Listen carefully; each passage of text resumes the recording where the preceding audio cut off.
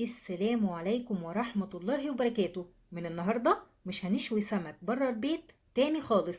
هقولك ازاي ممكن نشوي السمك في البيت بالردة ومن غير دخان ولا ريحة. اوعدك ان دي احلى مرة تاكلي فيها السمك بتتبيلة حلوة قوي، وكمان انضف واوفر من برا مليون مرة. بس قبل ما ابدأ ما تنسيش تحطي اللايك يا ست الكل، واشتراك ومتابعة لو لأول مرة بتشوفي قناتي، فضلا وليس أمرا. وتعالي نسمي الله ونصلي على رسول الله ونشوف السمك القمر ده هنعمله ازاي. واول حاجة هعملها معاكم هحمر البتنجان بطريقة حلوة قوي وكمان صحية. معايا حبتين بتنجان قطعتهم شرايح مدورة بالشكل ده، وقشرت جزء من القشرة السوداء، وهضيف عليهم شوية زيت زيتون وهقلبهم وهرصهم في صينية الفرن، وهيدخل فرن ساخن مسبقا. اول ما ياخد لون من تحت هقلبه على الناحية التانية لحد لما يتحمر بالشكل اللي حضراتكم شايفينه ده.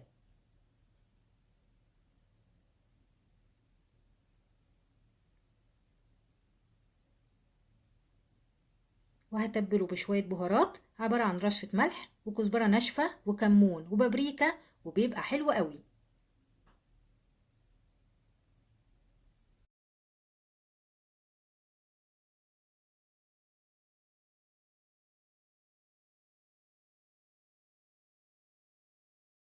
وتعالوا نحضر تتبيلة السمك. في الكبة هفرم توم مع فلفلة خضراء وفلفلة حمراء وشوية كزبرة خضراء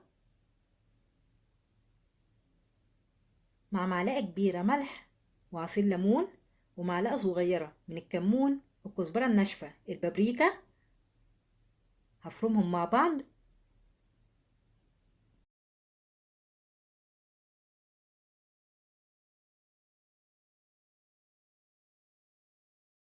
ومعايا هنا سمك متنضف ومغسول كويس جدا، وطالما هشويه بسيب الزعانف والقشور بتاعته، وهتبله بالتتبيلة دي من البطن والراس، وهسيبه على جنب شوية لحد لما احضر الحشوة.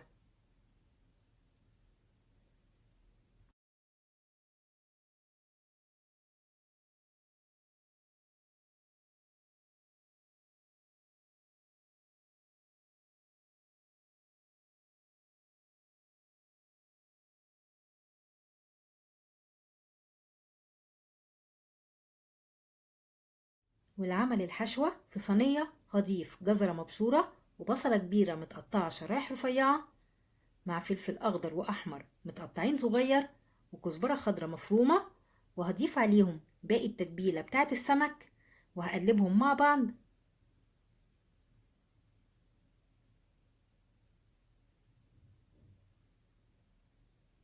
وهحشي بطن السمك بالخلطة الحلوة دي، بس مش همليه على الآخر. وأنا مش بعمل الخطوة دي غير لو السمك اللي أنا هشويه بيكون كبير.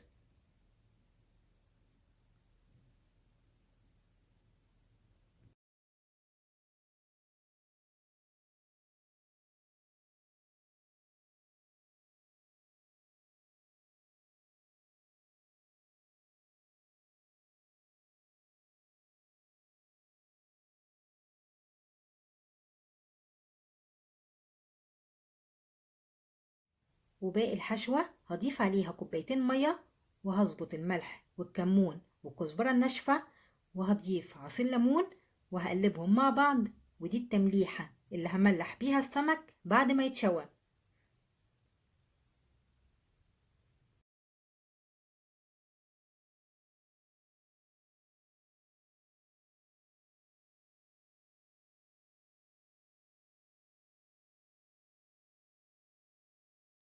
وفي صينية فيها ردة ناعمة هغلف السمك كويس بالردة، ويكون السمك مبلول شوية علشان الردة تمسك فيه.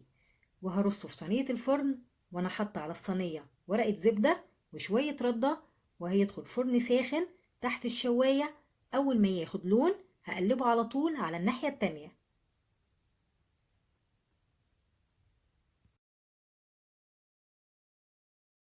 تعالوا نعمل شوية رز ابيض لزوم السمك في حلة على النار فيها شوية زيت. هستنى عليه لحد لما يسخن، وهضيف الرز المغسول والمنقوع لمدة ربع ساعة. هشوحه كويس في المادة الدهنية، مع معلقة صغيرة ملح،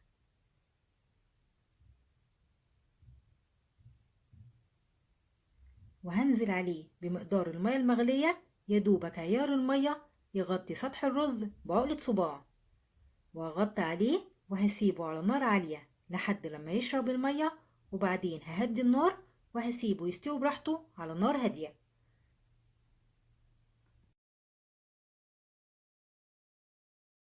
وفي طبق فيه خضار متقطع عبارة عن بصل أخضر وطماطم وخيار وفلفل أخضر، هضيف عليهم رشة ملح وكمون وكزبرة ناشفة وبابريكا وعصير ليمون وخل تفاح وشوية زيت زيتون، وهقلبهم مع بعض، وبكده عملت أحلى طبق سلطة.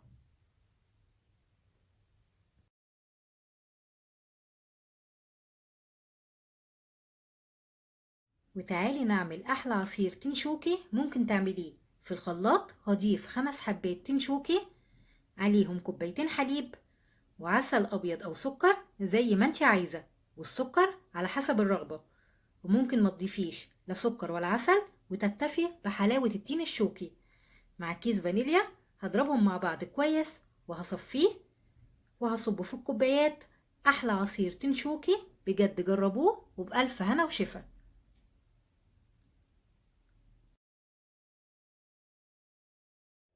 ونرجع تاني للسمك بعد ما اتشوى، هملحه في التمليحة اللي عملناها مع بعض، وهسيبه فيها شوية علشان يشرب من التمليحة، وبعدين هقدمه على طول.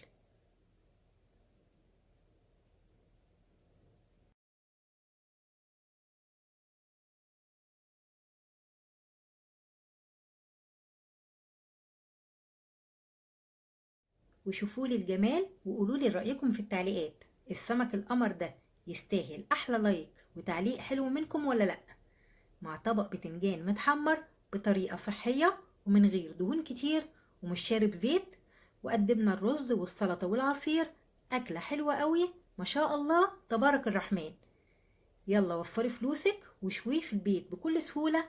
بتمنى الفيديو يكون عجبكم ونال رضاكم، وما تنسوش يا أحلى إخوات في الدنيا اللايك والشير والاشتراك في القناة فضلا وليس أمرا. أسيبكم في رعاية الله، والسلام عليكم ورحمة الله وبركاته.